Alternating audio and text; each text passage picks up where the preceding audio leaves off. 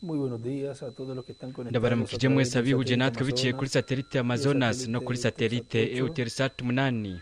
Hoy, uyu munsi domingo 26 de kuw'Imana octubre mirongo de ibiri na este año zitandatu z'ukw'icumi uyu mwaka w'ibihumbi 2025. bibiri na mirongo ibiri na gatanu Tenemos como tema dufite David, ikigwa el cyitwa ngo octavo hijo de dawidi Isaí, umwana w'umunani wa ungido Isayi como rey de asizwe Israel, nk'umwami wa que fue Isirayeli. predicado el domingo 19 twavuze de ko uw'Imana febrero 19 del z'ukwa kabiri mu 2017 bihumbi bibiri na cumi en n'indwi Cayey, Puerto uvugirwa Rico. muri Cayeye, Puerto Nos Rico. encontramos hoy acá uyu munsi turi en ngaha Nazaret, i Nazareti Israel, muri en Isirayeli una sinagoga mu isinagogi donde ellos aho nos han dicho y bo está el lugar batubwiye en donde n'ikibanza aho nk'uko biri mu mateka muri kahise Jesús niho Yesu leyó allí en yasomeye Lucas hamwe muri capítulo Luka 4, mutagatifu verso ikigabane 16 cya kane adelante. umurongo wa 16 Y nos tukabandanya permitieron hoy estar acá kandi batwemereye uyu munsi kuba turi en ngaha esta ocasión muri uyu mwanya para grabar kugira ngo aquí este estudio dufate amajwi y'izi nyigisho n'amashusho inyigisho z'uyu munsi kuw'Imana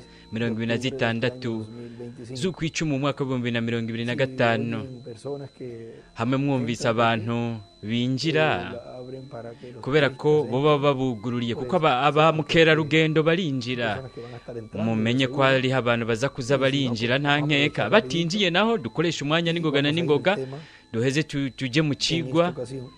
reka twinjire mu kigwa turondere muri Samweli wa mbere ikigabane cya 16 donde nos dice, dijo Jehová a haratubwira Samuel, hati maze uhoraho abaza ¿hasta Samweli cuándo llorarás, ati uzogeza hehe kuririra Sawuli habiéndolo yo desechado para que no reine kandi namaze sobre Israel? kwanka kwaba umwami w'Abisirayeli uzuza ihembe ryawe amavuta uheze uze ngutume kuri Isayi w'i Betelehemu kuko nironkeye umwami mu bahungu biwe. Ahora aquí en el estudio ngaha bíblico, mu nyigisho za Bibiliya él escribe allí we arandika ko ngaha encima hejuru por yaha Cristo, su arandika ko ngo iglesia es la reina, ngo biciye muri Kristo ishengero ryiwe n'umwamikazi, abana biwe nabo mu muryango wa cami wa Dawidi mu nzu ya Dawidi. byongeye arandika ko ngo Sawuli Sid, umwana wa Sid líderes o bingana elección popular. umuyobozi biciye mu gutogwa kw'abantu benshi. reka tugende turasoma ibyo yagiye arandika ko ngaha En este estudio bíblico muri izi nyigisho za Bibiliya. de un domingo hari ku munsi que w'Imana le prepararon allí y le nizo bari colocaron esta bamuteguriye escritura. baramushiriramo iki cyanditswe.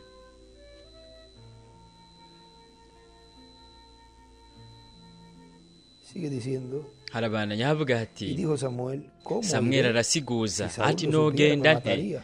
erega Jehová Sawuli niyabyumva respondió, azonyica toma uhoraho contigo aramwishyura una becerra de ati la hitana inka vacada y'ishashi y ugende a ofrecer uvuge sacrificio uti ngiye gushikandira a Jehová uhoraho he ikimazi. venido. Sacrificio a Jehová he venido. ikimazi uhoraho nicyo Ijama cyanza a Isayi, najye kumushikanira uheze uhamagare sacrificio, Isayi y yo te aze kuri icyo enseñaré kimazi lo que nanjye has de hacer. nzokwereka uko Y me uzogenza ungirás al que yo te dijere. uzundobanurize amavuta Eso uwo fue nzokurangira. Samuel como le dijo nuko Jehová. Samweli agenza nk'uko Y uhoraho luego yamubwiye él llegó a aja Belén, i los Betelehemu. ancianos de la ciudad ashitseyo salieron a abakuru recibirle b'igisagara con baza miedo y kumusanganira dijeron, "¿Es pacífica bahinda tu agashyitsi venida?" baramubaza bati mbega ugenzwe n'amahoro. Ahora aquí a la derecha, rero ngaha iburyo en esta escritura de este estudio muri bíblico, kuri iki cyanditswe muri izi David nyigisho za escribe, Bibiliya hijos de arandika Isaí ko es igual, ngo los abahungu 8 ba Isayi mensajeros de bingana Cristo intumwa a su umunani mujer. za Kristo ku ishengero Dibuja ryiwe. una piedra angular aca y capura las ibuye edades. rikomeza imfuruka n'ibihe O sea, by'ishengero. queda escrito dentro ni de las ukuvuga edades, icyo y cyanditswe arriba kiri imbere mu tiene bihe 8 by'ishengero en la piedra hejuru angular. naho akandika ko ngo 8 mu ibuye rikomeza imfuruka. Él respondió, sí, vengo a ofrecer ati yego me sacrificio ni amahoro nzanywe no a Jehová, gushikanira uhoraho ikimazi. santificaos y venid conmigo nuko al nimwiyeze sacrificio. muze tujyane kuri A la icyo izquierda aquí en kimazi. la Biblia escribe, bubamfu el ngaha muri sacrificio. Bibiliya yarandikaho ngo Y ikimazi. santificando kandi él a yeza Isaí y a sus Isayi hijos, n'abahungu los biwe llamó abahamagara al sacrificio. kuza kuri icyo kimazi. Y aconteció nuko que bashyitseyo cuando ellos vinieron, abonye él dio a Eliab, Eliyabu aquí ngaha en el estudio y en la escritura, mu nyigisho za Bibiliya muri iki cyanditswe él, hejuru arandika ko ngo una raya, El agakwego Iyabu.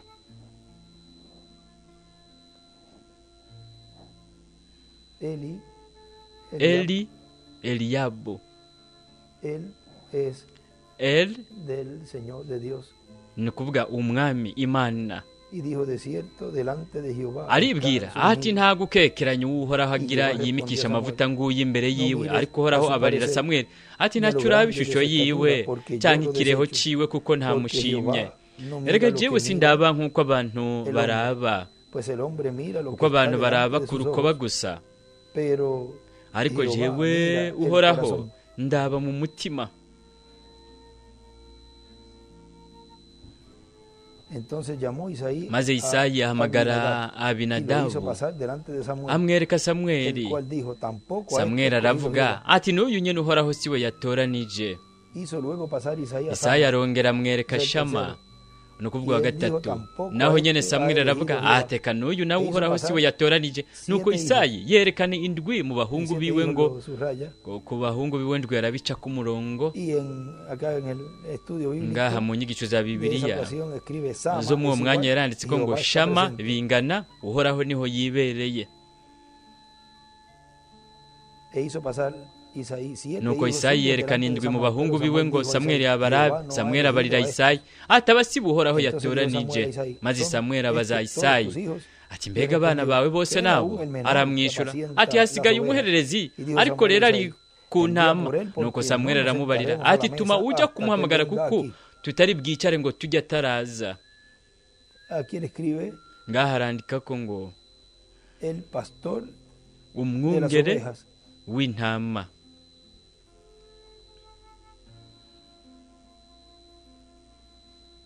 De su padre, el pastor de las ovejas de su Umwungere padre. w'intama Es za igual, se wiwe bingana, el pastor mensajero de las ovejas de umwungere Cristo. ntumwa w'intama za Kristo.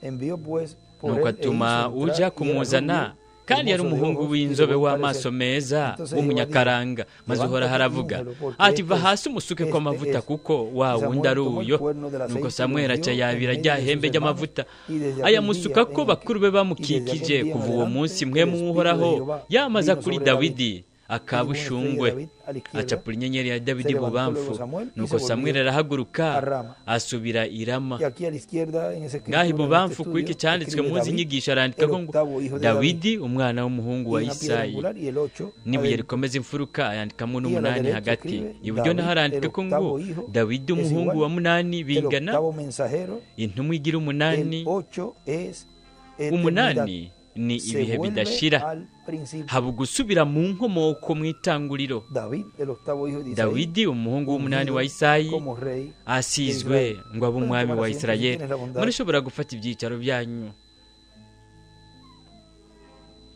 Nos dice en el mensaje, Turabwirwa mu butumwa bwiswe si alguno me sirve, sígame. nihagira uwunkorera nankurikire, bwavuzwe 29 z'ukwa gatandatu mu 2013 muri Guatemala, buvugwa na Dr. William Soto. Aratubwira ati David está señalado por Dios Dawidi yaratumwe k'urutoke n'Imana nk'umuntu w'umugabo, yari afise umutima nk'uko Imana y igomba. por consiguiente Kandi mu un yandi hombre majambo que umuntu como rey ari we ari gobernará nk'umwami y reinará para azoganza Dios. kandi azoganziriza O sea, Imana. Ni ukuvuga Que el enfoque principal ni ukuvuga de ese ikintu rey nyamukuru será Dios kuri uwo y su mwami programa. izoba ari Imana Para su n'integuro pueblo yayo ku ihanga ryayo Isirayeli. Por eso ven ustedes el rey David Kubw'ibyo murabona umwami Dawidi yari umuvugishwa, vyongeye yari uwandika indirimbo, yandika n'umuziki, ni ukuvuga umuririmbyi. Ni ukuvuga como decimos acá, nk'uko tuvuga ngaha, una persona que yari umuntu le gustaba yakunda indirimbo, yandika indirimbo akanaziririmba. era conocido por eso. Ibyo yari abizwi ko Era también músico y cantante. yari n'uwucuraranga akanaririmba. Ni ukuvuga bari bazi ko yari umwungere w'intama, ariko byongeye componía, akandika indirimbo cantaba. akanaziririmba. Nta nkeka ibyo nibyo byamuhimbara, nibyo byamuhimbara Isayi imuhira. Y todo eso giraba Kandi alrededor de Dios. ibyo byose byakomoka ku Mana. Nicyo gituma dufite amazaburi y'umwami Dawidi afitaniye isano n'Imana n'integuro yayo. El estudio bíblico Mu nyigisho za Bibiliya zo kuri uwo munsi titulado ziswe ngo dawidi umwana w'umunani wa isayi yasizwe nk'umwami wa isirayeli muri izi nyigisho za bibiliya twamuteguriye aha ku butumwa ku murongo wo mu butumwa bwiswe ngo ukwegurira ingoro imana, ukwegurira umwungere imana. Mwendata Branham aravuga ati mwebwe murashobora kubona mu mazaburi ingene Dawidi buri gihe yaguma yiyumvira ku Mana. Benshi muri twebwe uyu munsi twibaza ku bintu byacu tugerako, ibintu kanaka twoshobora gukora kugira ngo twiteze imbere, ariko Dawidi we buri gihe yaguma bariko ariyumvira ku byo yari gushobora gukorera Imana. Arandika ko ngaho Dawidi buri gihe yaguma ariko ariyumvira icyo yoshobora gukorera Imana. Mbega ingene byari byiza ko umwe wese wo muri twebwe buri gihe twokwama tuba turiko turiyumvira ni iki dushoboye gukorera Imana, ni iki twoshobora gukora kubw'ubwami bwayo. Nimurabe ngaha mu nyigisho zimwe za Bibiliya yasize atwandikiye ko aya majambo ahavuga hati uwe ni samuragwa ariko ategerezwa guharanira iyo ntebe y'ubwami ya Dawidi. Byongeye yasize atwandikiye umuntu yiyumvira ibyiyumviro by'Imana bivuga ni amajambo y'Imana bavuzwe mu gihe ciwe. Dawidi yari umuntu afise umutima umeze nk'uko Imana igomba, kandi ibyiyumviro byo mu mutima w'Imana byarungikwa mu mutima wa Dawidi, bigaheza bikaza mu byiyumviro by'umutima wa Dawidi, nk'uko Imana yashyize ibyiyumviro byayo mu byiyumviro vya Mose. No kuvuga ko Dawidi yari afise umutima uhwanye nk'uko Imana igomba, no kuvuga yari umuntu afise umutima uhwanye nk'uko Imana igomba. Byongeye kuba yari umuntu afise umutima umeze nk'uw'Imana, yari afise n'ibyiyumviro vy'Imana byaramuza ko. Byongeye nk'uko byaza no kuri Mose. Nimurabe mw'ubu bundi butumwa Dawidi umwana w'umunani wa Isayi asizwe nk'umwami wa Isirayeli, nicyo cigwa cyari cy'intangamarara ku munsi wa gatanu wabanje. No kuvuga ubu tuza kuraba ubu bwari ubw'itariki 19, rero ku munsi wa gatanu havuzwe intangamarara y'icyo kigo. Mu butumwa aratubwira ati igihe hari hageze igihe aho Imana yanse ikanka Sawuli kugira ngo ntabwo umwami kuri Isirayeli, haciye hasigwa Dawidi nk'umwami akiri umuyabaga, ari we yari amaze kuzaraca mu bintu by'ububasha bw'Imana bwamugaragariramo. Kandi igihe yasigwa nk'umwami, bene se niho bari, we yari ugira 8, yari akiri muto cyane wo mu muryango. Kandi igihe yasigwa amavuta ari yashushanya mpwemu yera, aho yaciye yari asizwe kugira ngo abe umwami. Nuko rero umwana w'umunani wa Isayi yarasizwe kugira ngo abe umwami wa Isirayeli. Mu butumwa bwiswe ukwihebura, ugutakamba mu kwihebura, haratubwira ku rupapuro 23 mw'ubu butumwa Reverend William Branham aravuga ati uwo yari uwo mwana wiwe w'ikinege, ariko avuga wa mwana w'umunyashunemukazi yari yamuhawe n'Imana biciye mu isengesho, biciye no mu ijambo ry'umuvugishwa bitanzwe na Nikohoraho agize. Uwo mugore yari azi ko hari ikintu kitameze neza. Mbega ni gute Imana yamuhaye uwo mwana ikemera ko we amukunda cyane? Kandi mbere uwo mugore nta nubwo yari yasabye uwo mwana, yari agize no mu zabukuru atoshobora kubyara umwana. Cyategereje kuba ikiganza cy'Imana nicyo cyamutanze. Umuvugishwa yarabivuze. Rero ngaha arandika ko ngo umunyashunemukazi bingana ishengero mugeni, umwana w'umunyashunemukazi bingana mu marayika w'umunani wa Yesu. Ibubamfara cyapura ibuye rikomeza imfuruka n'ibihe by'ishengero, kadondagura rimwe kugeza kuri ndwi, 8 naho mwibuye rikomeza imfuruka. Rero murabona uko uyu mwana yabaye icamwa yatanzwe n'ijambo rivuzwe n'umuvugishwa. Rero umumarayika mukuru Gaburiyeli yarabariye Yosefu uko María como su esposa, yotwara mariya akaba porque lo umugore que wiwe había sido engendrado en ella kuko uwo yari yavutse era kuri engendrado mariya del Espíritu Santo. yari Había sido yabyawe na hablada la mpemu palabra. yera ijambo niryo ryari ryavuzwe consiguiente, José, rero mu yandi majambo yosefu Si no la tomaba, iyo atamutwara entonces, ngo amwemere ese ministerio ni ukuri ubwo mesiánico bukozi bwa mesiya no podía manifestarse ntibwari como gushobora hijo de David. kwigaragaza nk'umwana wa dawidi. Y vean ustedes que en este tiempo murabona final, ko muri iki gihe cya nyuma Dios le ha dicho imana que tome a la iglesia yaravuze novia ko como ishengero esposa, porque ko en ella y yaramubwiye en ko ella yokwakira ishengero mugeni saldría nk'umugeni ese espíritu kuko muri we niho hari kuba iyo ministerial mpemu mesiánico y'ubukozi bwa mesiya para cumplir kugira ngo la obra hasitswe de la igikorwa segunda venida del cyo Señor kuza kwa como kabiri reclamador. k'umwami aje nk'uwisubiza Ella daría ibyiwe. luz. uwo mugeni ese yari ministerio. kuzobyara ubu bukozi. Ahora sigue diciendo aquí arabandanya avuga hano el doctor William Soto dr william soto en este mensaje que estábamos nk'ubu leyendo. butumwa Por twari lo ko tanto, turasomamo ati nuko rero la dinastía de David umuryango wa cyami wa dawidi urabandanya kandi muri iki gihe cyane mu muryango wa cyami wa dawidi uzogarurwa kandi ubwami bwiwe buzosubizwaho intebe yiwe y'ubwami izogarurwa.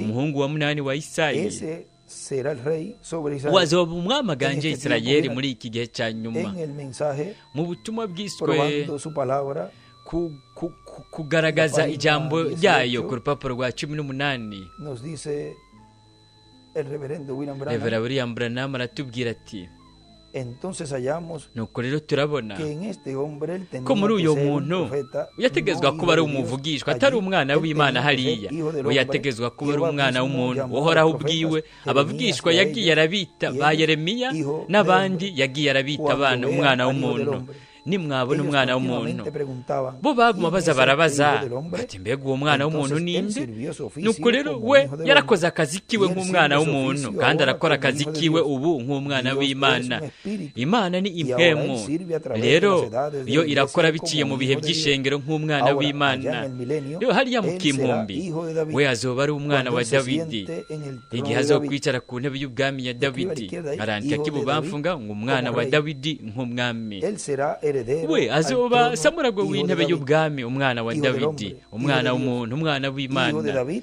umwana wa dawidi y es el mismo kandi hombre ni todo el umuntu tiempo. umwe ni wa muntu nyine igihe Así como cyose Padre, Hijo nk'uko y Espíritu data Santo, umwana na mpwemu yera El oficio de Dios.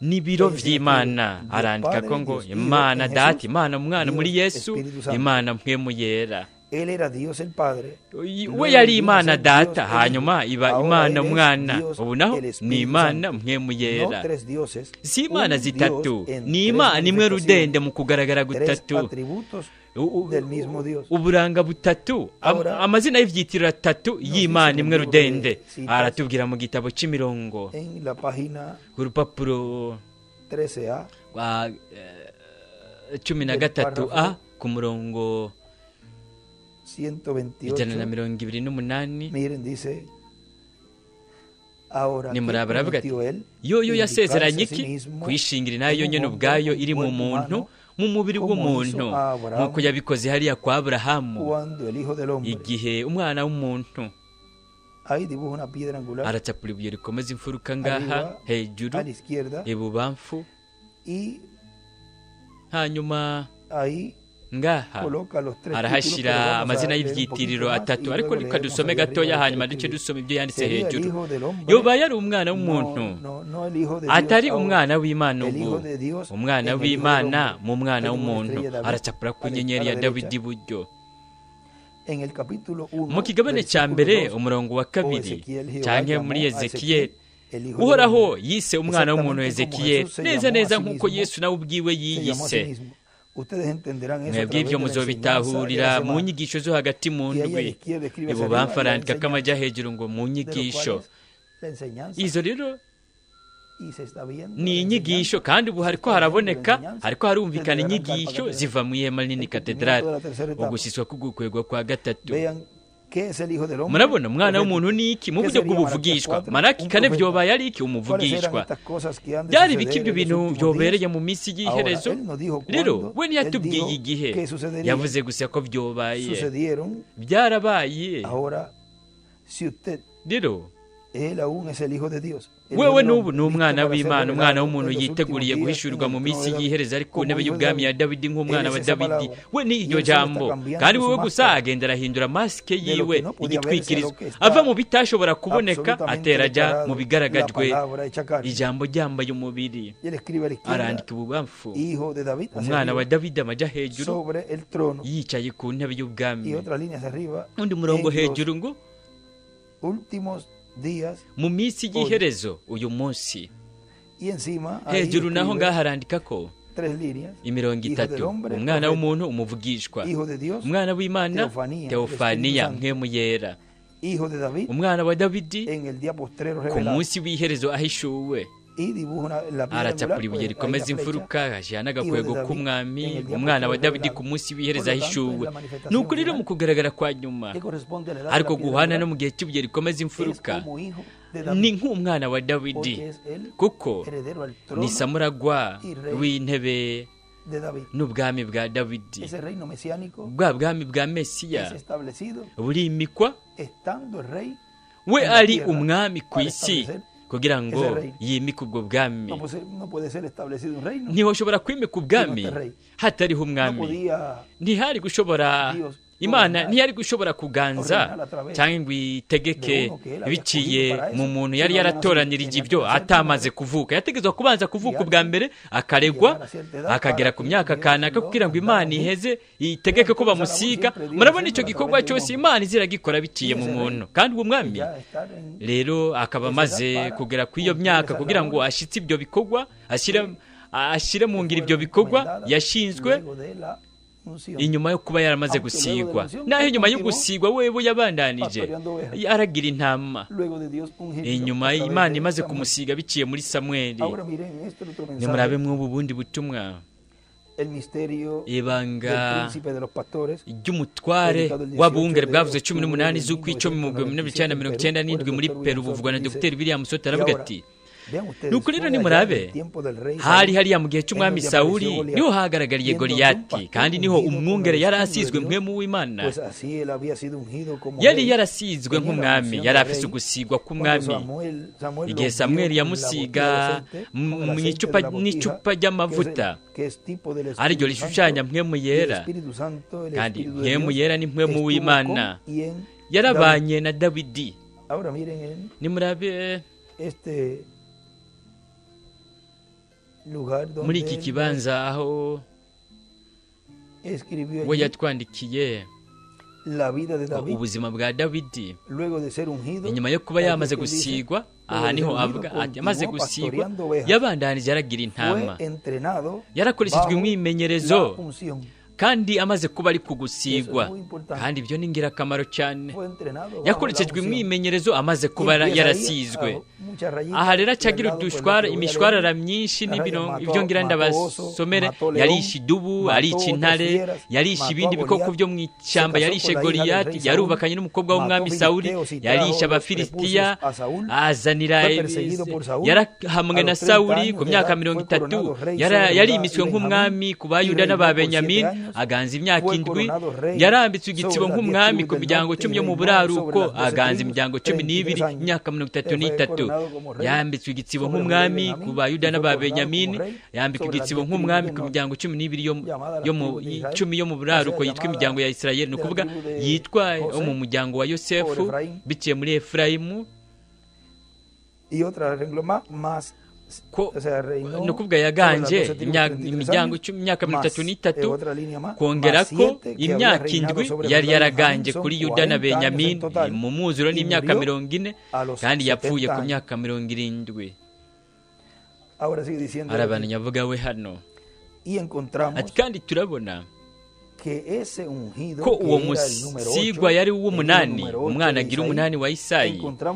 Turabona ko ari we yaronse intsinzi yanesheje Goliyati.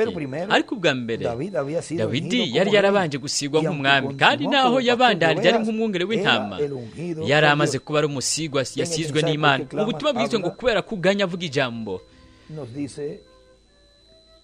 aratubwira ku rupapuro rwa 40 muri ubu butumwa, aravuga ati, dawidi yari azi ko yari asizwe kandi yarashingiwe intahe ngo abe umurashi mwiza.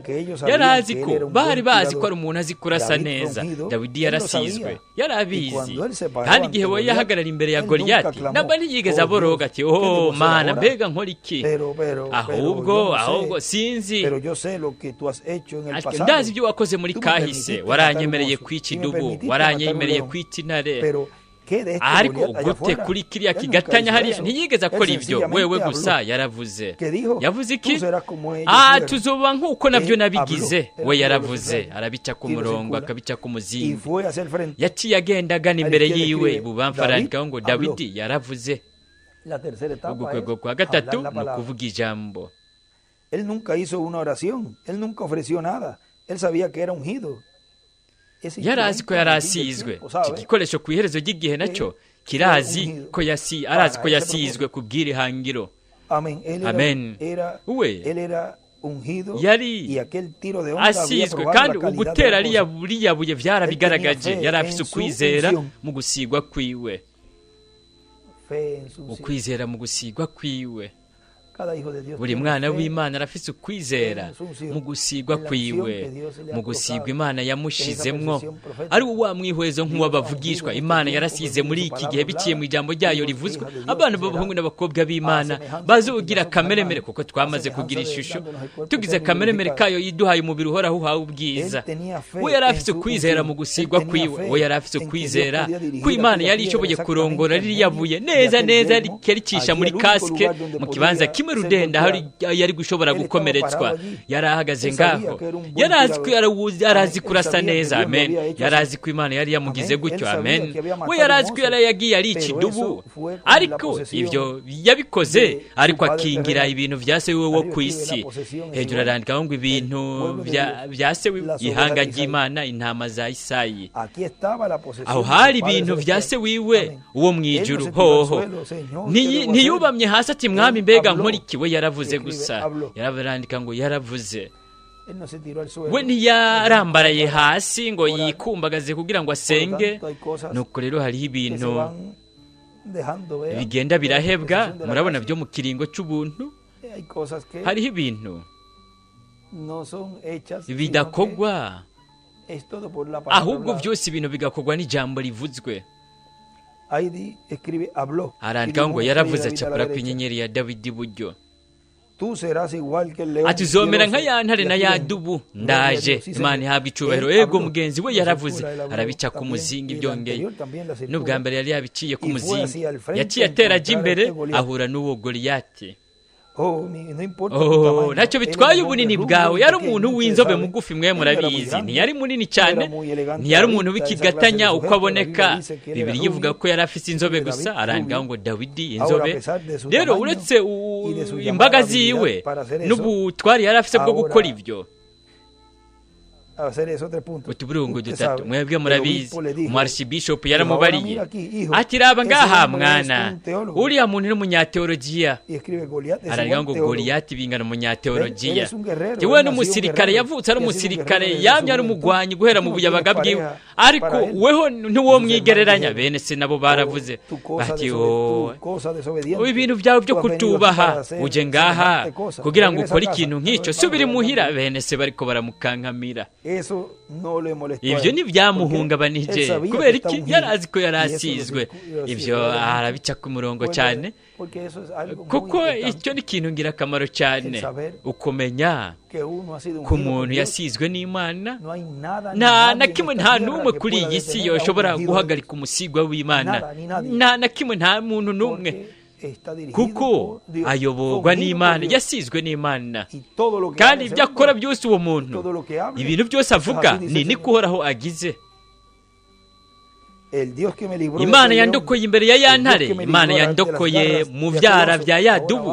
aha rero yaragiye ariko arashingira ibyo yaragiye gukora, yari kabishingira ku byo we yari yarigeze gukora byose. murabona bitegerezwa umuntu akagira icyo ashingira ko we ibyo yari agiye gukora yabishingiye mu byanditswe ibihe ibintu yari yarigeze gukora kubera iki kuko mu kuba yari umusigwa w'Imana we yari kagenda ashyitse ibyanditswe kandi ibintu byose yakora kwaba ari ugushyitswa kw'ibyanditswe ariko arandika amateka. Imana idufashe kwandika amateka meza kandi tube dufite icyo dushingira ko inyuma ibintu tuvuga bishingiye ku mateka kahise twamaze gukora. Rero mwibuke ko hariho igihe cy'imbabazi muri rusange aho umuntu ashobora kuba arafuta gufuta iyo hariho nk'igihe baguha amayandi mahirwe, hari igihe ufuta byose cyangwa iyo bategerezwa gutanga nk'ubugingo kanaka bw'abantu. Hariho abantu bugurura iryo dirisha ugashobora gutanga ibyo byitwa nk'imbabazi muri rusange cyangwa mu bintu bitandukanye twobirabiraho. Rero murabona ni amateka we yariko arashyitsa mu buzima bwiwe. Ibyo hanyuma byari ko byerekana bishushanya ibyo yokoze kuri cya gikoko gikomeye cyane cy'amaguru abiri, igikoko kuko ariko murabona yari ko arerekana ibyo we yaragiye gukora hanyuma. Yarishe idubu, intare. Rero ubwo ntibyategezwa kuba ari igikoko kinini.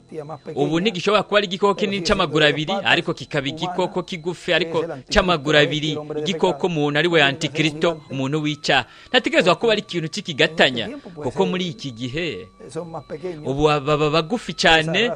Ubu bwoko bw'inzoka bagenda baragabanuka. Ni nkacyo kimwe kuko ikibaranga nikiri imbere muri bo, nicyo kirango ubwoko bwabo, urubuto rubarimo. Imana yandokoye kuri ya ntare, Imana yandokoye ibyara bya ya dubu. Iyo nta nkeka izondokora kuri uyu Mufilisitiya ndaje kuri wowe mu izina ry'Uhoraho Imana ya Isirayeli, amen. Ntiyasenga hirya no hino, yari yaramaze kuzarasenga. Imana yasenze biciye muri we imbere y'uko isi iremwa. Ibyo byari byaramaze gushigwaho kugenwa.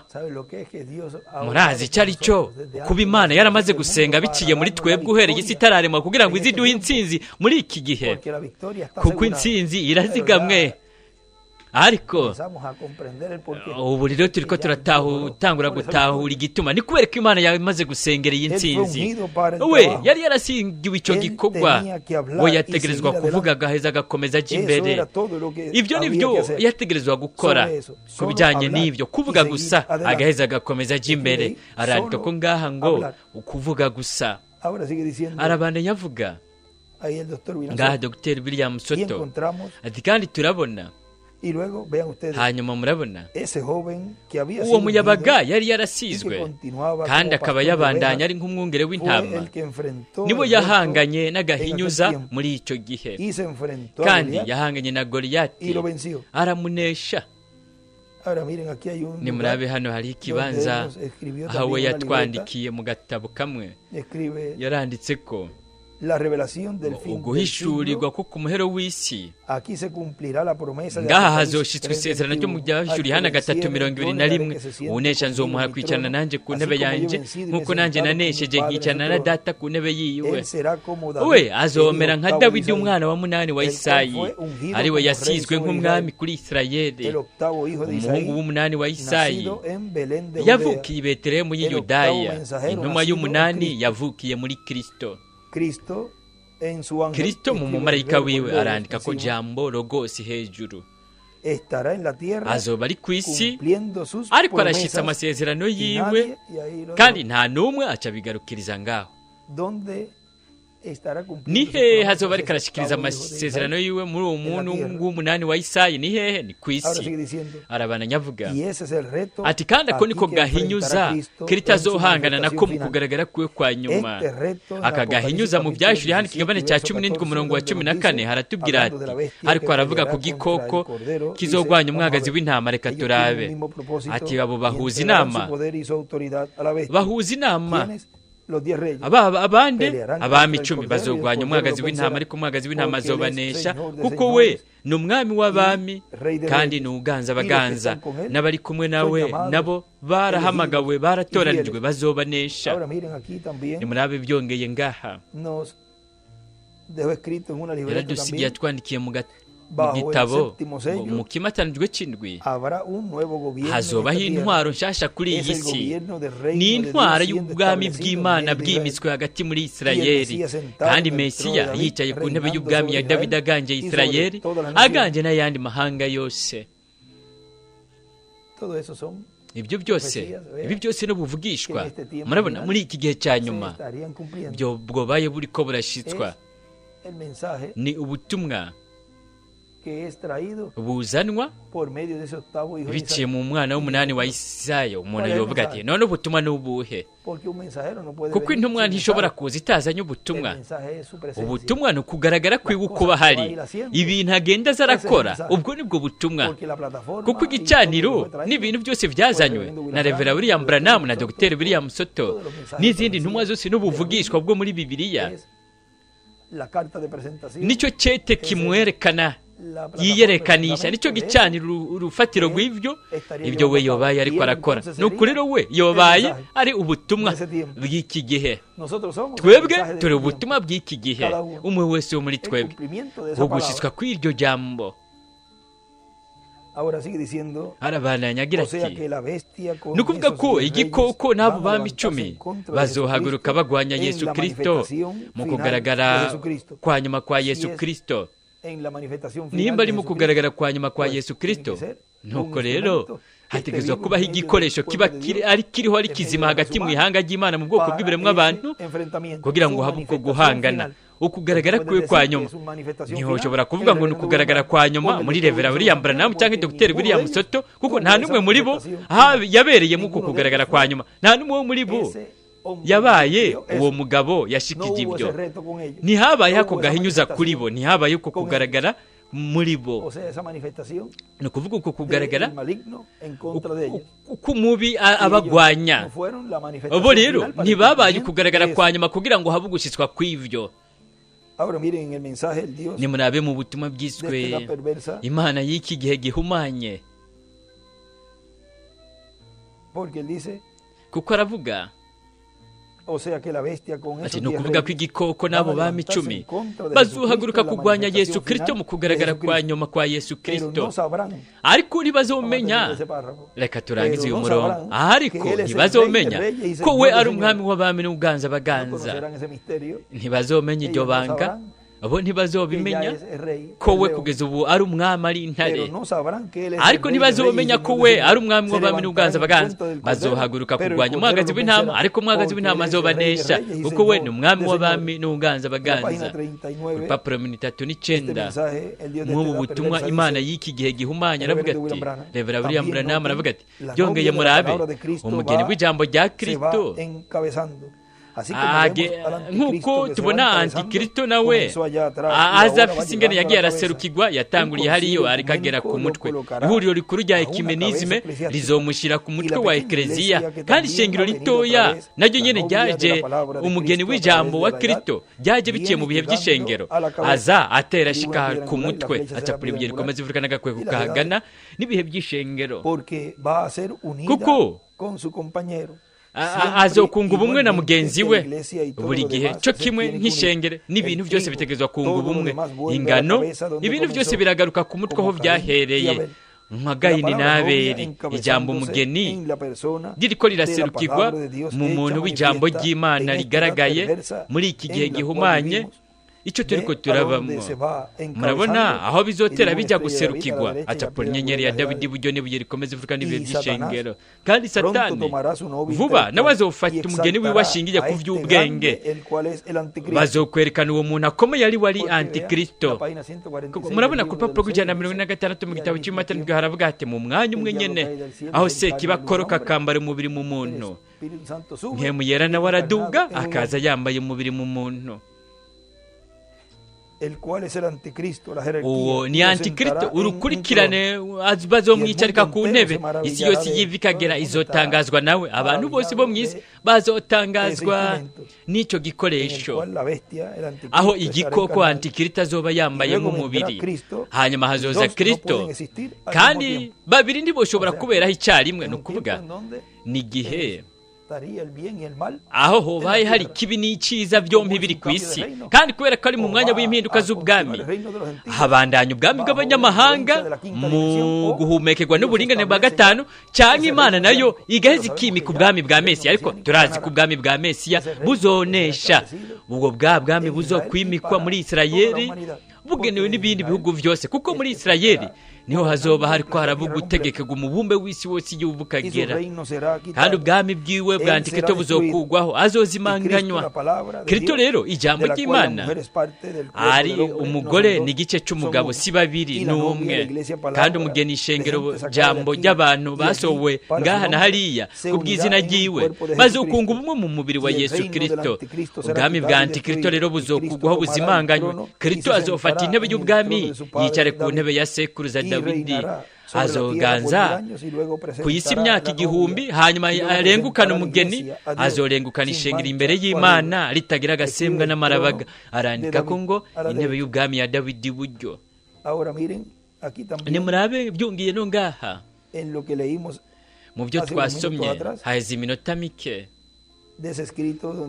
muri ibi yanditseho yavuze ati we n'isamuragwa ariko ategerezwa guharanira iyo ntebe y'ubwami ya dawidi ni ukuvuga ibyo byaramaze kugenwa n'imana nk'itegeko rivuye ku mana ibyo byaramaze kugenwa ariko bategerezwa kubiharanira hazobaho urugamba ariko nimuhangayike tuzoronka intsinzi kandi tuzoronka kugushyitswa kuri iryo sezerano ryo kugarurwa ugusubirwaho kw'intebe y'ubwami n'ubwami bwa dawidi arabananya agira ati ariko bazoba bariko baribaza ko bazoba bahagurutse kugwanya umuntu azoba ari mu ntambuko cyangwa ikiringo cyo kugaragara kwa kristo nk'umwagazi w'intama w'imana kandi nk'umuherezi mukuru murabibona bo bazoba bariko bibaza ko bariko barahaguruka kugwanya umuntu kuko buri gihe ni igitera umusigwa w'imana muri buri gihe no muri buri kiringo ariko nimurabe bazoba bariko bibaza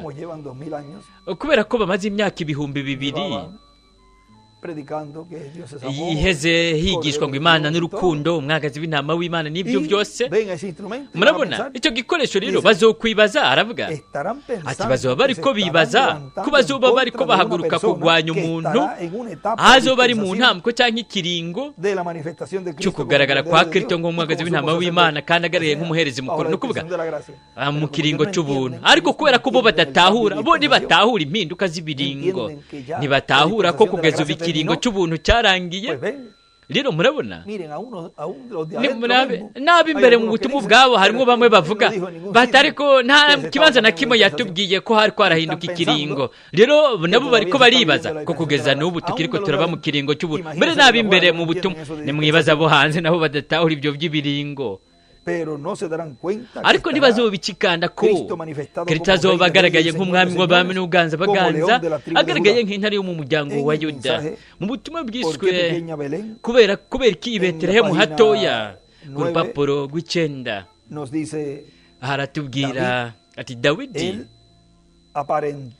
we yabonetse mu bahungu ndwi bose yarandikaho ngo abahungu indwi ba Isayi we yari uwa nyuma yazanywe imbere y'umuvugishwa arandikaho ngo abana 8 nuko rero kugeza no ku muryango wiwe bwite baratwenze ntibashobora kwibaza ingene uwo muhererezi w'inzobe Dawidi w'ibitugu vyigonze umuntu w'inzobe ko yoba umuntu yoba umwami wa Isirayeli we kumbure ntiyaboneka ko yoba nk'umwami kuri abo bantu ariko nta nkeka byabonetse gute ku mana kuko yo yaramusize nk'umwami uko biri kose murabona iyo yacaguye ikintu gisanzwe cyo mu muryango wa Dawidi wa Isayi kugira ngo abe umwami ikintu isi yoyo yari yanse yarahindukiye amurungika bundi bishasha kuragira intama yarasohoye umwana we wa mbere yabone kumenga yoba ari we mwami wa Isirayeli pensaron ellos, ati uyo a quien niko la bibagije corona sobre la cabeza le caería bien. Ese es igitsibo ku ese mutwe cyari es- kumubera es ati el niwe de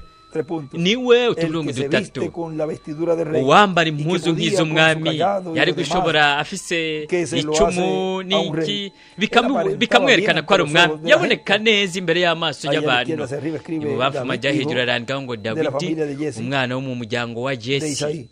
umuryango O wa sea, David, isayi hijo de la dawidi familia de umwana wo mu Jesse, muryango wa jesi el octavo hijo de umwana Isaí. w'umunani wa isayi Pero el profeta, con ariko el umubwishwa aceite para n'imana ungir afise en su amavuta yo mano, kumusiga mu maboko dijo, yiwe yaravuze ¿acaso no hay ati más mbega ninguno? Y los trajo a nta wundi todos, n'umwe uno asigaye por uno, hasta que finalmente él babazanye dijo, bose ¿acaso umwe no ku hay wundi uno kugeza más? aho yababajije Él ati dijo, mbega me nta wundi queda n'umwe uno más. asigaye Y escribe avuga ati el hariho octavo. uwundi umwe nsigaje Pero quizás arandonga él no es uw'umunani nada de eso. ariko kumbure wewe Él es nta na kimwe simplemente un afitanye pequeño isano muri muchacho ibi flaco. we Lo tenemos n'agahungu allá afuera gatoya pastoreando konze solamente tumufite las hariya ari hanze ariko Escribe aragira pastor de aragira ovejas. intama gusa arandikaho ngo umwungere Ahora w'intama Él, rero murabona quizás él no es nada de eso. wewe kumbure No nta tenía na kimwe ari pinta muri para ibyo ser rey. ntari afise no kuba La yobisa apariencia ko engaña. yoba umwami Como dice, ibigaragara ku maso birabesha Ahí niko escribe a la izquierda agacambwa los 7 nikavuga hijos de Isaí arandika y las ibubamfu ngo 7 abahungu edades. indwi ba isayi be n'ibihe indwi Él dijo, apresúrate a Yaravuze conseguirlo. Y tan pronto ati como él se mwihute apareció mumuzane ante los ojos del ubwo nyine profeta akigaragara ungido, imbere del y'amaso profeta y'umuvugishwa ungido, él derramó el aceite umuvugishwa sobre su mano, yaciye amusuka cabeza, amavuta e yasuka inmediatamente él amavuta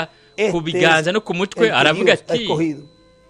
n'uyu nyene Ve que no murabona siempre es el brillo del mundo. murabona ko buri gihe si Es ukukayangana el ko mu isi escoger de Dios. ahubwo no Él gucagura dijo una piedra kw'imana angular a edades y la flecha aracapura hacia la ibiyo piedra rikomeza angular. imfuruka n'ibihe by'ishengo n'agakwego Y él kahagana escribe, ¿quién arandika se ko sentará con Cristo en el ngo ninde trono azokwicarana na de David kristo en el ku reino ntebe de Dios y'ubwami ya dawidi en la mu tierra? bwami bw'imana ku Y su isi trono, el trono de David, es el trono intebe que yiwe intebe perdió Adán. y'ubwami ya dawidi niyo Ahí ntebe lo dejó. adamu yatakaje O sea, aha que hay yabigarukirije ngaha ni ukuvuga Para hariho umuntu Dios kanaka cumplir esa kugira ngo promesa. imana iheze ishitse iryo Ahora, sezerano Sigue diciendo allí, arabananya avuga ngaha porque no comprenderán. O sea, no kuko comprenderán ntibazotahura el ni ukuvuga cambio de ntibazotahura Cristo de iby'impinduka Cordero za a León kirita reka kuba y umwagazi al Rey de w'intama Reyes b'intare y Señor aba n'umwami de Señor. w'abami uganza En el libro abaganza de citas, mu gitabo aquí en la cy'imirongo página ngaha ku 143, rupapuro rw'ijana na mirongo ine na gatatu nos dice del párrafo aratubwira ku murongo amajana abiri 277, na mirongo irindwi n'indwi dice, haravuga hati tomo el retrato muchas veces y cuelga en ndafata iki Washington, gicapu D.C. kenshi como un kirarekera derecho muri de washington propiedad dc en la galería de arte gifise n'ubu religiosa, na como droit el d'auteur único ahantu ser babika sobrenatural amafoto que alguna vez nk'ikintu fue cy'ikiremwa cy'indengakamere científicamente probado kigaragara de ser kigeze fotografiado. gufotogwa n'abashakashatsi Mismo kigafatwa Giraldo ifoto fue exactamente ya la nkingi misma nyene semejanza y'umuriro que escribe Logos. isa nka kwa kundi nyene Toda arandikaho ngo forma que logos sacó a Israel de Egipto. mu buryo Yo creo bwose que ingene es yakuye Jesucristo isirayeli en muri forma de egiputa espíritu nizeye ko en ari la yesu calidad de hijo kristo de Dios. mu buryo Porque él fue ari llamado nk'umwana hijo del w'imana hombre kuko we cuando primero yiswe vino. umwana w'imana igihe Ahora él es yaza ubwa llamado mbere hijo de Dios. ubu rero we En el yitwa umwana milenio, w'imana él será mu hijo de kimpumbi David. azoba ari Escribe umwana wa izquierda, dawidi milenio. arandika ibubamfu ngo Y encimita, ikimpumbi más arribita, hejuru escribe a la gato izquierda, el pilar de arandika fuego. k'ibubamfu ngo inkingi Él y'umuriro vino hijo del we hombre, un profeta. yaje ari umwana w'umuntu Según se muvugishwa habló de él. Ahora nk'uko él- ahora él byavuzwe es ko hijo de David, ubu naho we ni sobrenatural, umwana wa dawidi en el w'indengakamere gran milenio. Y escribe a la mu izquierda, kimpumbi milenio. gihambaye arandika ibubamfu Y a ngo la derecha una ikimpumbi estrella de David. iburyo naho hacapura inyenyeri ya dawidi En el gran milenio que está por mu venir, kimpumbi él será gihambaye hijo de kigiye David, kuza sentándose we en azoba el ari umwana trono wa de David. dawidi yicaye ku Y ntebe encima y'ubwami ya escribe dawidi Tres hejuru oraciones. arandika ko Hijo del hombre, imirongo itatu profeta. umwana w'umuntu Hijo de Dios, umuvugishwa espíritu. umwana w'imana Hijo de David, impemu en umwana el wa milenio, dawidi el mu espíritu kimpumbi encarnado. impemu Y para yambaye que el umubiri espíritu, kandi un kugira ngo espíritu no puede impemu ser coronado. Para ser impemu coronado, ntiyoshobora pues tiene que kwimikwa tener un ngo dedo de yambike carne. urugori kugira Por yambike eso, urugori itegerezwa kuba ifite él igitwikirizo dice, en la cy'umubiri página 134 del nicyo libro gituma de avuga los ku rupapuro rw'ijana na mirongo itatu na kane mu gitabo cy'ibimatanijwe ati ngo uyu mpemu yaradufise aho azogera hamera gute aho yambara umubiri aho rero aba ahari mw'uko kugaragara haba hari uwo mwana w'umunani wa dawidi azokwicara ku ntebe y'ubwami no mu bwami bwa dawidi dawidi umwana w'umunani wa isayi podemos entonar turashobora un canto kuririmba indirimbo el cual estuvimos cantando el domingo ariyo twaririmbye ku munsi w'imana uheze la hermana Sharon mushiki wacu Sharon Rivera arashobora gutambuka cantar ese canto nuko turirimba iyo ndirimbo que estuvimos entonando iyo twaririmbye el domingo pasado. ku munsi w'Imana uheze. Vamos a ver si lo tienen Reka turabe preparado. nimba muyifise iteguye. El último que iya nyuma se cantó, yaririmbwe o el primero que se cantó. Podemos hanyuma cantar el primero, iya mbere turashobora que se kuririmba iya cantó. mbere yaririmbwe ubwa mbere. el de Te entrego mi alma fue. Ndakweguriye Entrego ubugingo mi alma. bwanje yari iyo. Vamos a Ndakweguriye ubugingo ponernos en bwanje. pie, Reka duhaguruke pedirle a nuestra hermana Sharon Rivera que nuko nos cante dusabe ese mushiki canto. wacu Sharon Rivera Te adufashe entrego mi kuririmba alma. iyo ndirimbo ndakweguriye Ella así ubugingo como bwanje. entregó Murabona nk'uko su vida completa. yeguye ubuzima bwiwe mu David, mwuzuro cuando Dawidi fungido, igihe yasigwa reinó.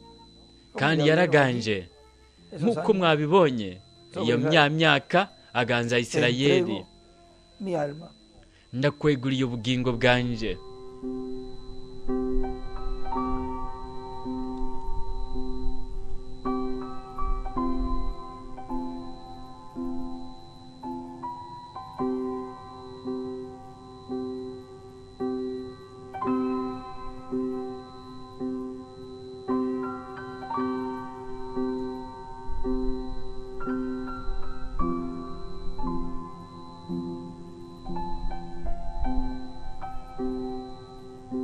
Señor, lo que soy,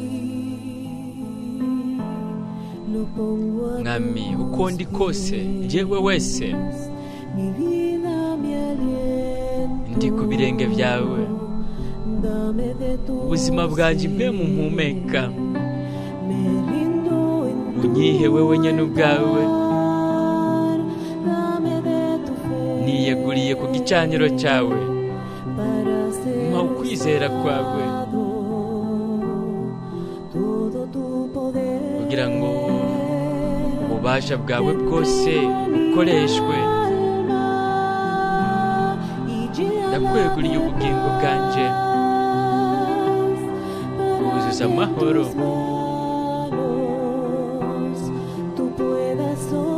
kugira ngo ndi mu maboko yawe wewe uheze ukore. Kura amakenga yose, kura amagitane yose mu mutima wanje, uheze wewe ududubize utembe muri jewe atarugero.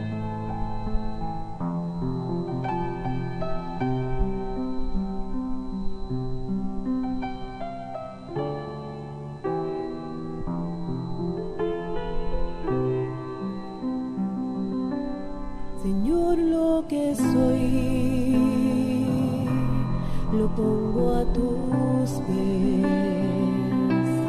Mi vida, mi aliento, Mami jewe wese dame de nishize imbere y'ibirenge byawe.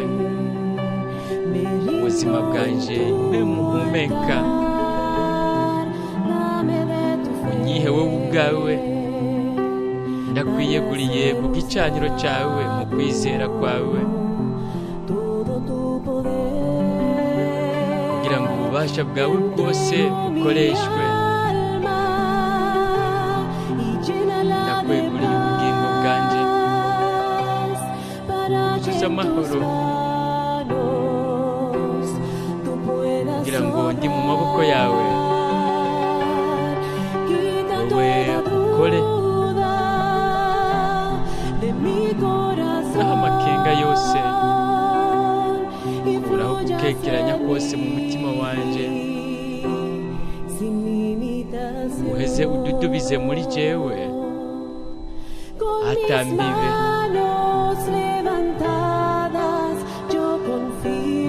Amaboko yanjye ndayakirije hejuru,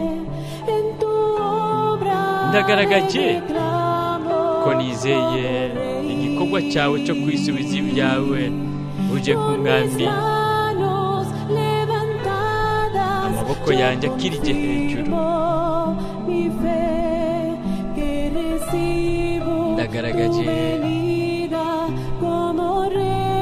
kwizera kwanjye ko nakiriye ukuza kwawe uje nk'umwami,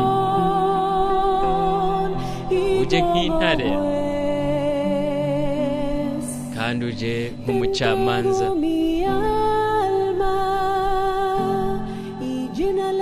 Ndakweguriye ubugingo bwanjye, wuzuze amahoro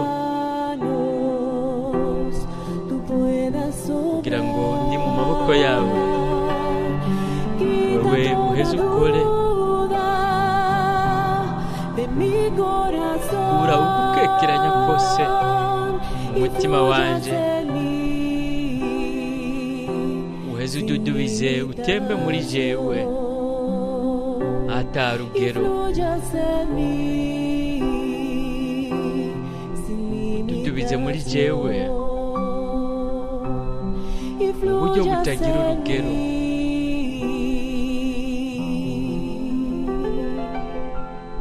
Ududubize muri jewe atambibe.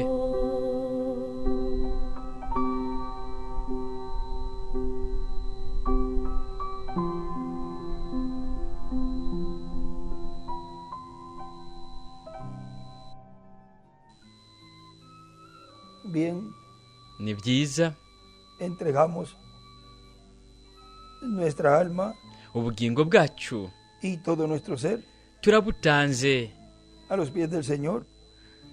turiyeguriye umwami ku birenge byiwe, turamwiyeguriye kugira ngo we Sin limitaciones. adukoresha atambibe, Y lo kandi hemos coronado a Él kandi twaramwimitse, como tumumenye, Rey de Reyes y Señor tumwemeye de nk'umwami Señores w'abami en su n'uganza obra baganza de reclamo. mu gikorwa cyo kwisubiza ibyiwe. Y ahora dejamos en este Rero tema muri aka kanya David, dusigarana el n'iki octavo hijo cigwa, de Isaí, Dawidi umwana ungido w'umunani como wa rey de Isayi Israel, asizwe nk'umwami a wa nuestro Isirayeli. preciado hermano Dusigarane y n'uwo amigo, el twishimira doctor mwene data inshuti yacu William Dr. William Soto Soto Santiago. Santiago.